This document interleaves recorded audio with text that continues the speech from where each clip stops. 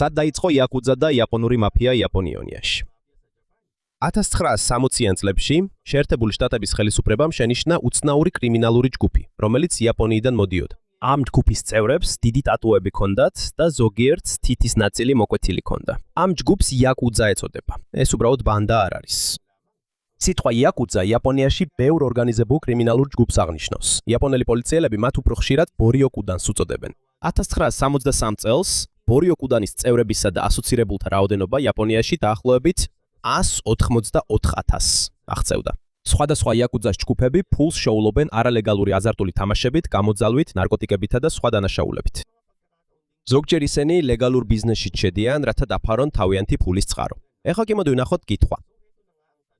საიდან დაიწყო იაკუძას ისტორია? სინამდვილეში ამაზე ერთი კონკრეტული პასუხი არ არსებობს. ზუსტად არავინ იცის, სად დაიწყო იაკუძა.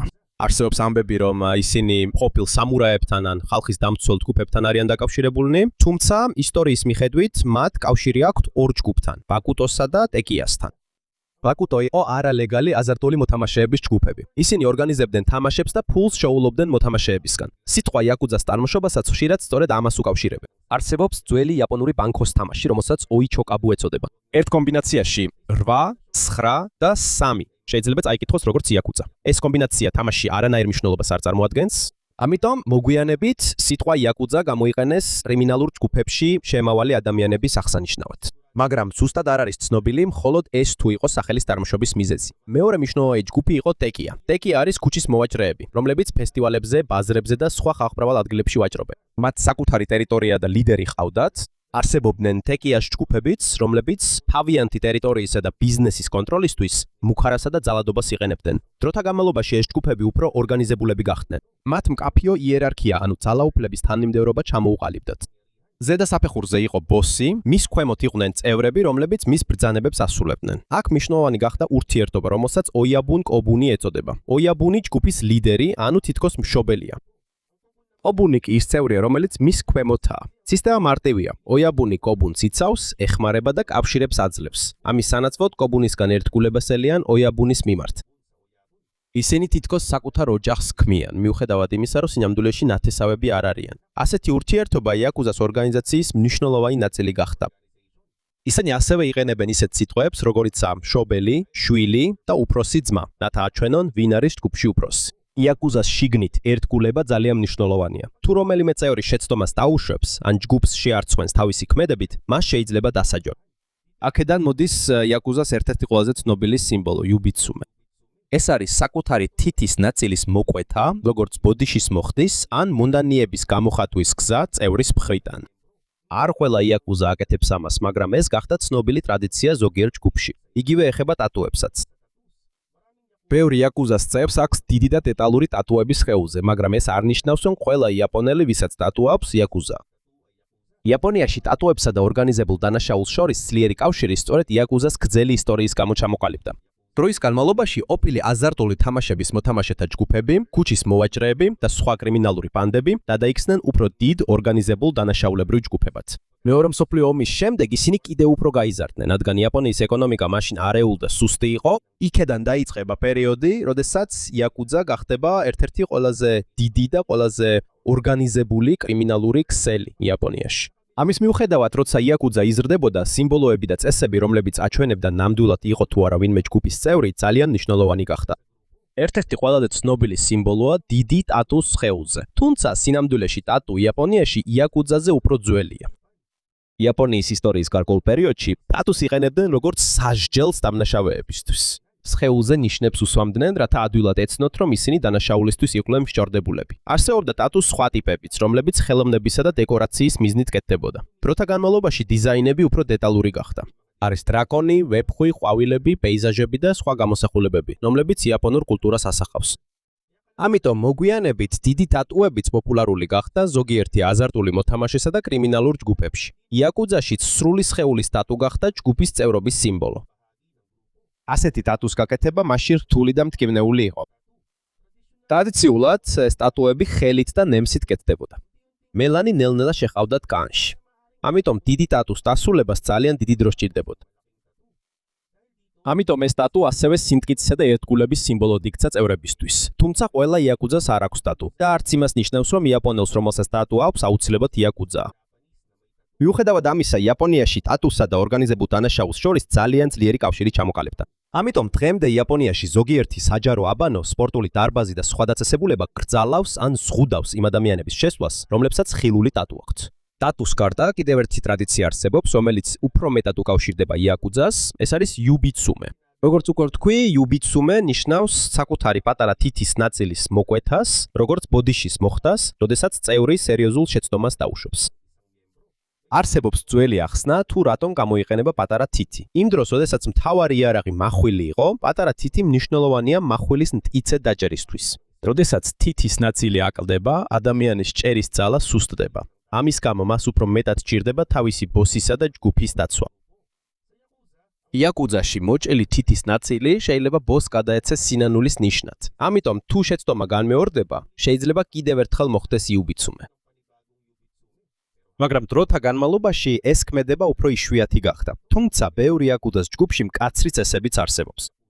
წევრმა უნდა იყოს ერთგული ბოსის მიმართ და არ უნდა გაამხილოს ჯგუფის საიდუმლოებები. მნიშვნელოვანია უფროსი წევრებისადმი დამორჩილებაც.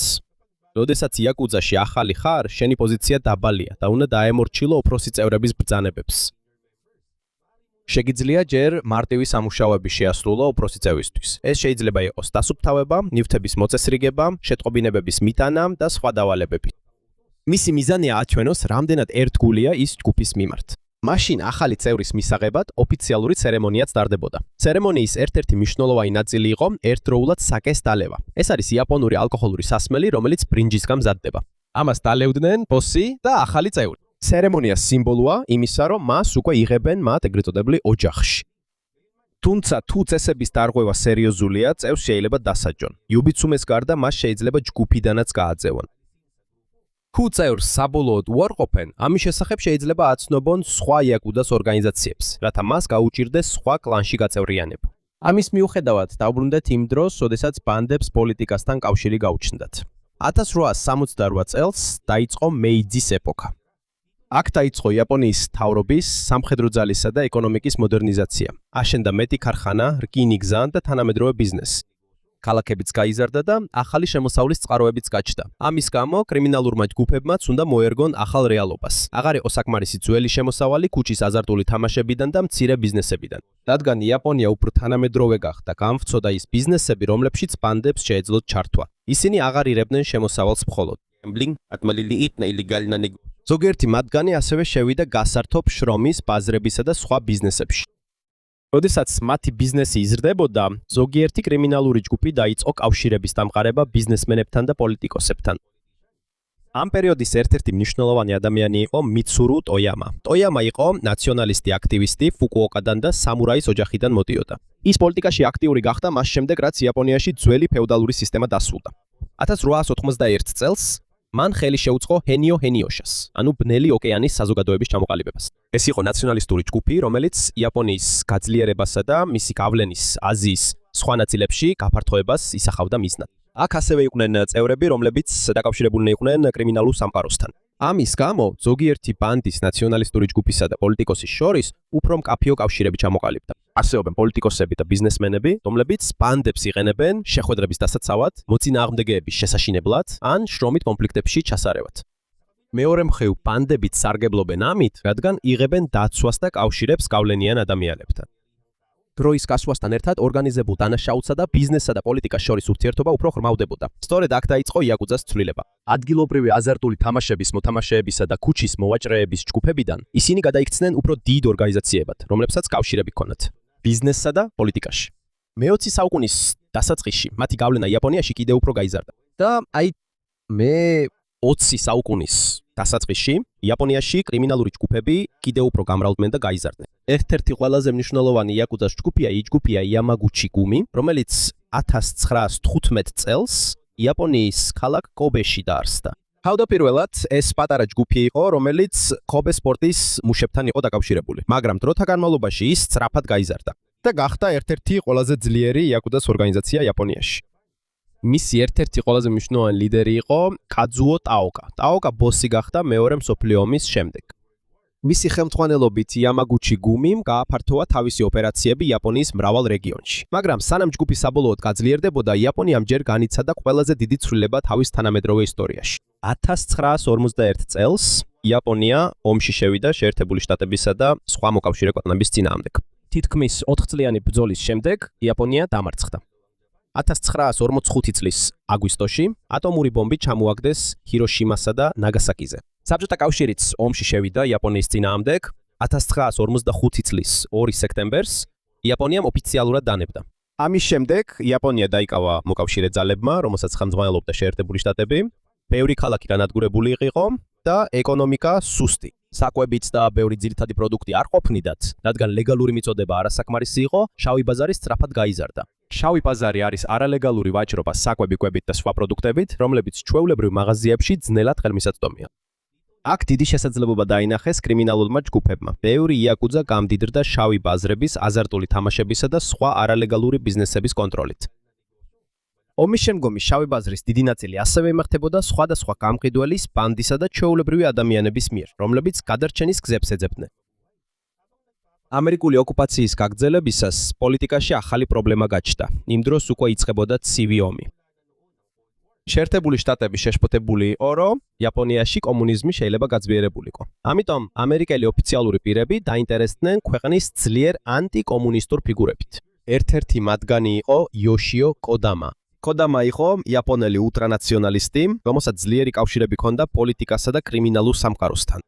იმის გამო, რომ მას ბევრი ნაცნობი და გავლენა ჰქონდა. ზოგი ამერიკელი ოფიციალური პირი მას ხედავდა როგორც ადამიანს, რომელიც შეიძლება დახმარებოდა კომუნიზმის გავრცელების წინააღმდეგ იაპონიაში. მას ასევე ჰქონდა ურთიერთობა რამდენიმე იაკუძას ლიდერთან. ამიტომ ის გახდა ერთ-ერთი ადამიანი, რომელიც აკავშირებდა პოლიტიკის, ბიზნესისა და ორგანიზებული დანაშაულის გარკვეულ ნაწილებს ომის შემდგომ იაპონიაში. ეს ნიშნავს, რომ ის თითქოს ხიდი იყო, რომელიც სხვადასხვა სფეროს აერთებდა. პოლიტიკის ცვლილებასთან ერთად იაპონიის ეკონომიკაც სწრაფად იზრდებოდა. 1952 წლის აპრილში დასრულდა მოკავშირეთა ოკუპაცია და იაპონია კვლავ სრულად დამოუკიდებელი გახდა. მომდევნო წლებში სწრაფად გაიზარდა ქარხნების, სამუშაო ადგილებისა და ბიზნესების რაოდენობა. როდესაც საკვების და პროდუქციის ლეგალური მიწოდება გაუმჯობესდა, შემცირდა შავი ბაზარი, რომელიც ომის შემდეგ დიდი შემოსავლის წყარო იყო. ამიტომ იძულებულნი გახდნენ იაკუძას წევრები სხვა შემოსავლის წყაროები მოეძებნათ. მათ კიდევ უფრო გააფართოვეს აზარტული თამაშები, პროსტიტუცია, გამოძალვა, გასართობი ბიზნესი და ნარკოტიკებით ვაჭრობა. მაგრამ კიდევ ერთი მნიშვნელოვანი რამ მოხდა. ომის დროს იაპონიამ მეტამფეტამინი გამოიყენა იმისთვის, რომ დაეხმარებინა ჯარისკაცები და მუშები ფხიზლად დარჩენაში. ომის შემდეგ იაპონიაში მეტამფეტამინის დიდი მარაგი დარჩა და გავრცელდა. ამის გამო მისი მომხმარებლების რაოდენობა სწრაფად გაიზარდა. კრიმინალურმა ჯგუფებმა დაინახეს, რომ მეტამფეტამინის ლეგალური გაყიდვიდან დიდი შემოსავლის მიღება შეიძლებოდა. ამიტომ იაკუძაც ჩაერთო ნარკოტიკებით ვაჭრობაში. ისინი ასევე ჩაერთნენ გასართობ და ღამის ცხოვრებაში. ზოგიერთი ჯგუფიც იყენებდა მეტამფეტამინს. ეს ნიშნავს, რომ ისინი აშინებენ ადამიანებს ამ ბიზნესებს, რათა აიძულონ პულის მიცემა. ნარკოტიკებით ვაჭრობის, გამოძალვის და სხვა ბიზნესების გამო იაკუძა სწრაფად გაიზარდა 1950-იან და 1960-იანი წლების დასაწყისში. როდესაც მათი შემოსავალი იზრდებოდა, ზოგიერთი იაკუძას გარეგნობაც შეიცვალა. მათ შორის პოპულარული გახდა შავი კოსტიუმები, თეთრი პერანგები და მზის სათვალეები, როგორც ამერიკულ განგსტერულ ფილმებში ჩანს. მაგრამ მათ ტანსაცმელზე უფრო მნიშვნელოვანი იყო მათი ორგანიზაციის ზომა. 1963 წლისთვის ორგანიზებულ დანაშაულებრივ ჯგუფებში, რომლებსაც იაპონიის პოლიცია აკვირდებოდა, წევრებისა და ასოცირებულების საერთო რაოდენობა დაახლოებით 184,000 აღწევდა. ეს იყო ყველაზე მაღალი მაჩვენებელი ომის შემდგომ იაპონიაში. იმ დროს ორი ყველაზე დიდი იაკუძას ჯგუფი იყო იამაგუჩი გუმი და ინაგავა კაი. იამაგუჩი გუმი ძლიერი იყო იაპონიის დასავლეთ ნაწილში, ხოლო ინაგავა კაი ძლიერი იყო ტოკიოს რეგიონში. ლიდერ კაძუო ტაოკას ხელმძღვანელობით იამაგუჩი გუმი სწრაფად გაფართოვდა. მან ალიანსი გააფორმა სხვა იაკუძას ჯგუფებთან და შევიდა სხვადასხვა ბიზნესში. ამიტომ ადრე პატარა იაკუძას ჯგუფი კობედან გადაიქცა დიდ ორგანიზაციად, რომელსაც ოპერაციები აქვს იაპონიის მრავალ რეგიონში. 1960-იან წლებში იაკუძა უკვე შორს იყო იმ ძველი სახისგან, როცა ისინი აზარტული მოთამაშეებისა და ქუჩის მოვაჭრეების პატარა ჯგუფები იყვნენ. მათი ორგანიზაციები უკვე უფრო დიდია, ფულის ბრუნვაც გაცილებით გაიზარდა და ზოგიერთ მათგანს უკვე კავშირები აქვს ბიზნესსა და პოლიტიკასთან. ამის გამო იაპონიის მთავრობამ და პოლიციამ მათზე მეტი ყურადღება გაამახვილეს. სწორედ აქედან დაიწყო იაპონიამ უფრო სერიოზული მცდელობები, რომ შეეჩერებინა იაკუძას ზრდა. 1970-იან წლებში დიდი იაკუძას ორგანიზაციები კვლავ ძლიერდებოდნენ. 1972 წლის ოქტომბერში იამაგუჩი გუმი და ინაგავა კაი, იაპონიის ორი ყველაზე დიდი იაკუძას ჯგუფი ალიანსში შევიდნენ. ამაში დიდი წვლილი შეიტანა იოშიო კოდამას კავშირებმა, რომელიც ცნობილია თავისი ურთიერთობებით პოლიტიკასა და ორგანიზებულ დანაშაულთან. თუმცა, მხოლოდ რამდენიმე წლის შემდეგ კოდამა იაპონიაში ერთ-ერთ ყველაზე დიდ პოლიტიკურ სკანდალში გაეხვა. ამას ლოქიდის სკანდალი ეწოდა. ლოქიდი არის ამერიკული აეროკოსმოსური კომპანია, რომელსაც სურდა თვითმფრინავების გაბედვა იაპონიაში. 1976 წელს გაირკვა, რომ კომპანიამ დიდი თანხა მისცა იაპონიის რამდენიმე გავლენიან პირს, რათა დახმარებოდნენ მათ ბიზნესს. ერთ-ერთი მონაწილე იყო იოშიო კოდამა. თავისი პოლიტიკური კავშირების გამო კოდამა მნიშვნელოვანი შუამავალი გახდა ლოქიდსა და რამდენიმე იაპონელ ოფიციალურ პირს შორის. როდესაც სკანდალი გახმაურდა, ბევრი იაპონელი გაბრაზდა. გაიმართა მასშტაბური პროტესტები და დემონსტრანტებიც კი მივიდნენ კოდამას სახლთან. 1976 წლის მარტში ერთმა ულტრანაციონალისტმა, ყოფილმა მსახიობმა, პატარა თვითმფრინავი ააფრინა და კოდამას სახლს შეაჯახა. პილოტი გარდაიცვალა, მაგრამ კოდამა გადარჩა. სკანდალის შემდეგ კოდამას ადრე დიდი გავლენა ნელ-ნელა დაკარგა, ის 1984 წელს გარდაიცვალა, მაშინ როცა მისი საქმე ჯერ კიდევ არ იყო დასრულებული. მიუხედავად იმისა, რომ კოდამას გავლენა აღარ ჰქონდა, იამაგუჩი გუმი კვლავ ძლიერად დადარჩა მისი ლიდერის კაძუო ტაოკას ხელმძღვანელობით. მან ხელი შეუწყო ჯგუფის გაფართოებას კობედან იაპონიის მრავალ რეგიონში. თუმცა 1978 წლის ივლისში ტაოკა თითქმის მოკლეს. როდესაც ის კიოტოში ღამის კლუბში იმყოფებოდა, მას ესროლა მაცუდა გუმის წევრმა, მეტოქე იაკუძას ჯგუფიდან. ტაოკა ყელში დაიჭრა, მაგრამ გადარჩა. რამდენიმე კვირის შემდეგ კობეს მახლობლად ტაოკაზე თავდამსხმელი მამაკაცი მკვდარი იპოვეს. ამის შემდეგ იამაგუჩი გუმისა და მაცუდა გუმის დაპირისპირება კიდევ უფრო გამწოლდა. ტაოკა გადაურჩა მკვლელობის ცდელობას, მაგრამ ძველ ძალას ვეღარ დაუბრუნდა. 1991 წელს კაძუო ტაოკა გულის შეტევით გარდაიცვალა. ეს იამაგუჩი გუმისთვის დიდი პრობლემა იყო, რადგან მან ჯგუფი 3 ათეულ წელზე მეთხანს მართა. და ის იყო მიზეზი, რატომაც ეს პატარა ბანდა კობედან გადაიქცა ეროვნულ კრიმინალურ ორგანიზაციად.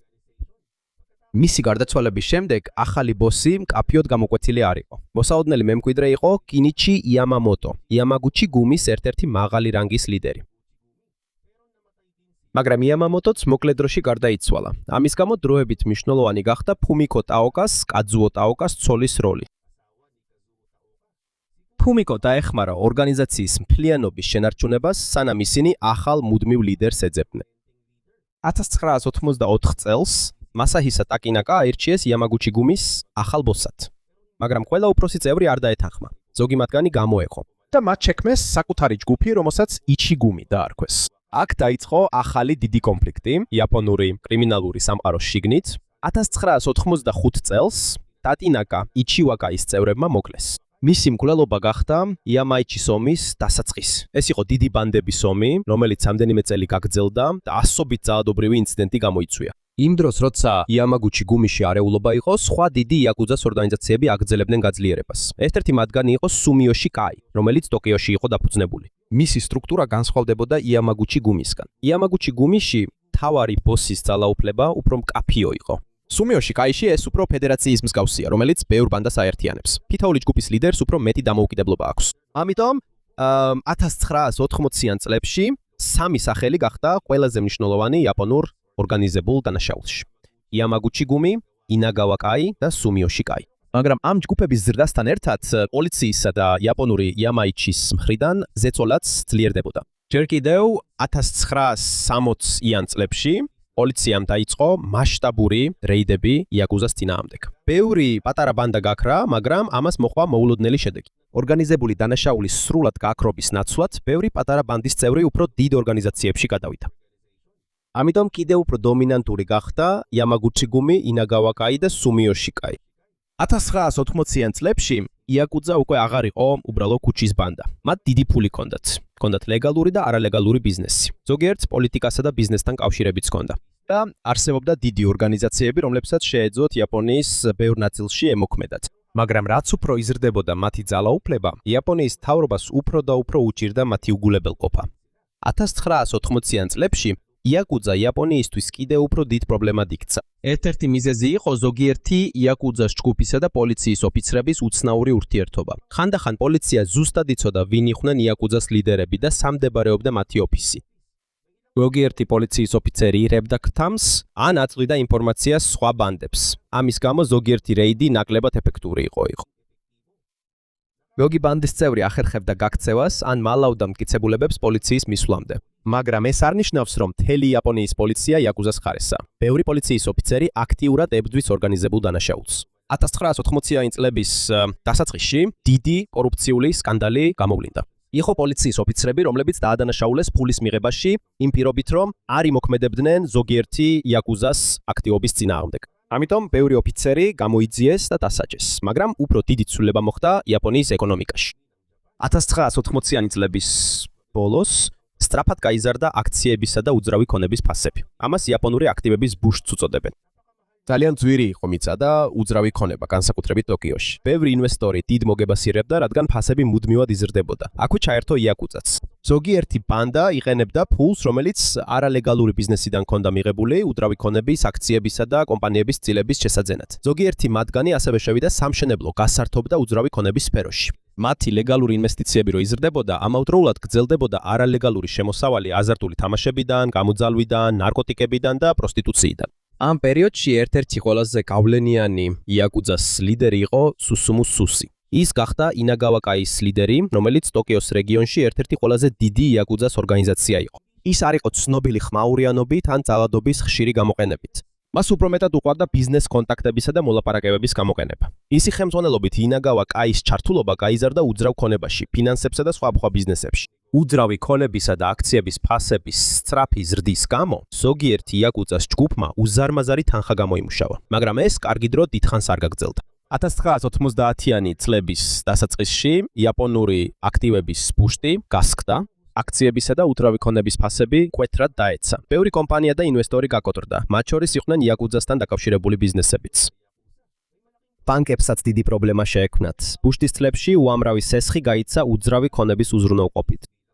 როდესაც მიწის ფასები დაეცა, ბევრი სესხი ვეღარ გადაიხადეს, ასევე აღმოჩნდა, რომ ზოგიერთი ცუდი სესხი ორგანიზებულ დანაშაულთან იყო დაკავშირებული. აქ იაპონიის საზოგადოებამ და მთავრობამ უფრო ნათლად დაინახეს, რამდენად ღრმად იყო იაკუძა ჩართული ლეგალურ ეკონომიკაში. ამასთან ერთად განაგრძობდნენ ბანდებს შორის ომები, გამოძალვა და სხვა დანაშაულები. ამიტომ იაპონიის მთავრობამ გადაწყვიტა უფრო მკაცრი კანონები შეექმნა. 1992 წლის მარტში იაპონიამ მიიღო უფრო მკაცრი კანონი იაკუძას წინააღმდეგ, რომელსაც ანტი-ბორიოკუდანის კანონი ეწოდება. ბორიოკუდანი იაპონელი პოლიციის მიერ ორგანიზებულ დანაშაულებრივ ჯგუფებს ეწოდება, როგორიცაა იაკუძა.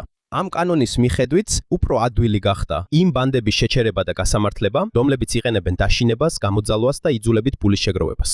ადრე ბევრი იაკუძას ჯგუფი ღიად მოქმედებდა, მათ ჰქონდათ საკუთარი ოფისი და ცნობილი ლიდერი. მაგრამ ახალი კანონის გამო მათ დაიწყეს ზოგიერთი საქმიანობის დამალვა. არიან წევრებიც, რომლებიც აღარ აცხადებენ თავს ოფიციალურ იაკუძად, მაგრამ მაინც აგრძელებენ ბანდასთან კავშირს ასოცირებული პირის სახით. ამის გამო პოლიციას უფრო გაუჭირდა იმის გარკვევა, თუ ვინ არის რეალურად აქტიური წევრი. თუმცა იაკუძას წევრების რაოდენობა ნელ-ნელა იკლებს. 1990-იანი წლების დასაწყისში წევრებისა და ასოცირებულების რაოდენობა ჯერ კიდევ 10,000-ს აღწევდა. და როცა კანონი გამკაცდა, იაკუძას აღარ შეეძლო ისე ღიად ემოქმედა როგორც ადრე. მათთვის უფრო რთული გახდა საბანკო ანგარიშის გახსნა, სესხის აღება, ქონების დაქირავება და ლეგალურ ბიზნესში შესვლა. ბიზნესმენებისთვის და პოლიტიკოსებისთვისაც უფრო სახიფათო გახდა, თუ გამოჩნდებოდა, რომ იაკუძასთან კავშირი ჰქონდათ. ამიტომ რამდენიმე იაკუძას ჯგუფმა შეცვალა ოპერირების მეთოდი. ისინი უფრო მეტად ჩაერთნენ ფულის გათეთრებაში, ფინანსურ დანაშაულში და უცხოეთში ბიზნესის წარმოებაში. ამიტომ ადრე ღია კრიმინალური ორგანიზაციიდან ისინი ნელ-ნელა უფრო ჩუმები და ძნელად აღმოსაჩენები გახდნენ. მას შემდეგ, რაც 1990-იან წლებში კანონი იაკუძას წინააღმდეგ გამკაცრდა, მათთვის ძველი გზით ფულის შოვნა უფრო რთული გახდა. ამიტომ ზოგი იაკუძას ჯგუფი უცხოეთისკენ გაიხედა. ეს იყო ერთ-ერთი არალეგალური ბიზნესი, რომელშიც ისინი ჩაერთნენ. ეს იყო ადამიანებით ვაჭრობა. არსებობდა კრიმინალური ქსელები, რომლებიც სხვა ქვეყნებიდან ხალებს იაპონიაში მოყავდათ სამუშაოს დაპირებით, მაგრამ როცა იაპონიაში ჩადიან, ზოგს აიძულებენ იმუშაონ პროსტიტუციაში და კრიმინალური ჯგუფები აკონტროლებენ მათ. იაკუძაც ჩაერთო საერთაშორისო ნარკოტიკებით ვაჭრობაში.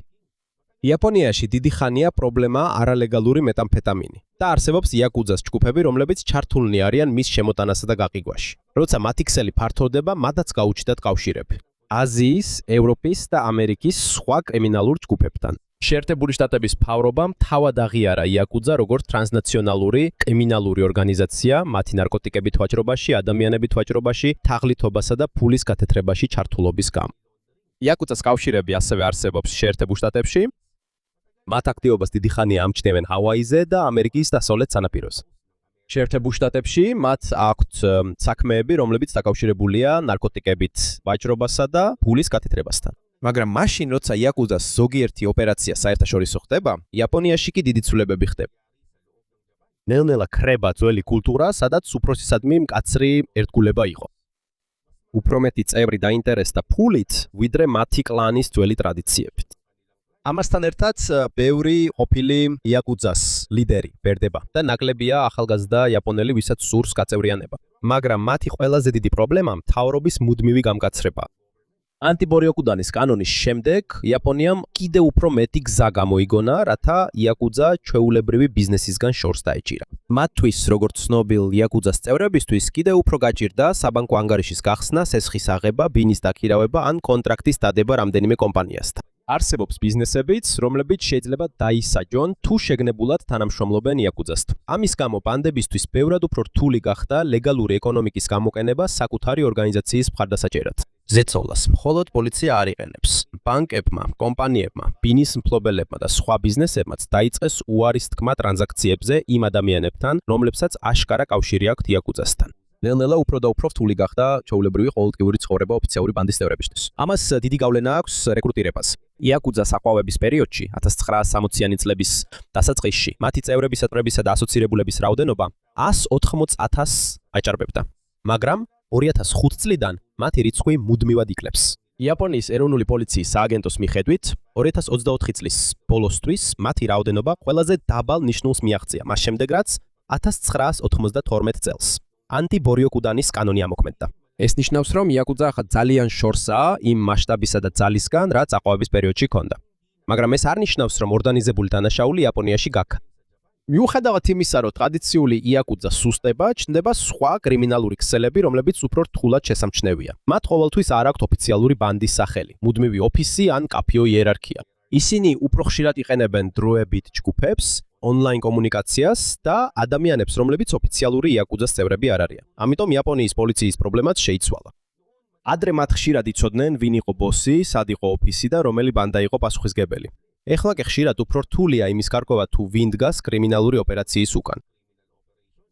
კიდევ ერთი დიდი ცვლილებაა, ადრე არსებობდა იაკუძას ორგანიზაციები, რომლებსაც ღიად ჰქონდათ სახელი და ოფისი, ზოგჯერ ისინი თავიანთ უბნებშიც კი ცნობილები იყვნენ. მაგრამ როცა კანონები და ფინანსური შეზღუდვები გამკაცრდა, ოფიციალური იაკუძას წევრობა მინუსად იქცა. ამიტომ ზოგიერთი კრიმინალი ამჯობინებს დამოუკიდებლად დარჩენას ან ასოცირებული წევრის სახით მუშაობას ფორმალურად ბანდაში გაწევრიანების გარეშე. ეს ნიშნავს, რომ მიუხედავად იმისა, რომ იაკუძას ოფიციალური წევრების რაოდენობა მცირდება, ეს ავტომატურად არ ნიშნავს ორგანიზებული დანაშაულის სრულ გაქრობას. იცვლება მხოლოდ ის გზა, თუ როგორ ხორციელდება ეს ყველაფერი. მნიშვნელოვანია, რომ იაკუძას ისტორია რომანტიკულად არ წარმოვადგინოთ. ფილმებში მათ აქვთ იმიჯი, თითქოს საკუთარი ღირსების კოდი აქვთ და ყოველთვის მკაცრ წესებს მისდევენ. მართლაც, ზოგიერთი იაკუძას ორგანიზაციაში არსებობს ძველი ტრადიციები. მაგრამ რეალურ ცხოვრებაში ეს ჯგუფები ფულს შოულობენ გამოძალვით, არალეგალური აზარტული თამაშებით, ნარკოტიკებით, ადამიანებით ვაჭრობით, თაღლითობით და სხვა დანაშაულებით, რომლებსაც ნამდვილი მსხვერპლი ჰყავთ. ამიტომ იაკუძას ამბავი უბრალოდ ტატუიანი და თითმოჭრილი განგსტერების ისტორია არ არის. ისინი სხვადასხვა აზარტული მოთამაშეების, ქუჩის მოვაჭრეებისა და კრიმინალური ორგანიზაციების ჯგუფებიდან წარმოიშნენ. ისინი გაიზარდნენ იაპონიის ცვლილებასთან ერთად. ისინი პოლიტიკასა და ბიზნესში შევიდნენ, ისინი გაძლიერდნენ მეორე მსოფლიო ომის შემდეგ და მათი აყვავების პერიოდში მათი წევრებისა და ასოცირებული პირების რაოდენობა ძალიან დიდ რიცხვს მიაღწია. მაგრამ სწორედ იაპონიის ცვლილებამ დაიწყო მათი დასუსტება. კანონი უფრო ძლიერი გახდა. ბანკები და ბიზნესები უფრო მკაცრები გახდნენ. დანაშაული და მიღებული ფულის დამალვა ან გამოყენება უფრო რთული გახდა. და უფრო ცოტა ახალგაზრდაა, ვისაც იაკუძას ოფიციალურ წევრად ცხოვრება სურს. ამიტომ ორგანიზაცია, რომელიც ოდესღაც ძალიან ძლიერი და ღიად მოქმედი იყო იაპონურ საზოგადოებაში, ნელ-ნელა შემცირდა და იძულებული გახდა დამალულიყო. იაკუძა ბოლომდე არ გამქრალა, მაგრამ ისინი აღარ არიან იმ პოზიციაზე, სადაც ადრე ღიად შეეძლოთ მოქმედება. და ქონოდათ უზარმაზარი გავლენა იაპონიის ბევრ ნაწილში. და ეს არის ყველაზე დიდი ცვლილება მათ გრძელ ისტორიაში. ბანდებიდან, რომლებიც ადრე მთელმა სამეზობლომ იცოდა, ისინი გადაიქცნენ უფრო მცირე და უფრო შეუმჩნევლ ნაწილად კრიმინალური სამყაროსი, რომელიც ასევე მუდმივად იცვლება.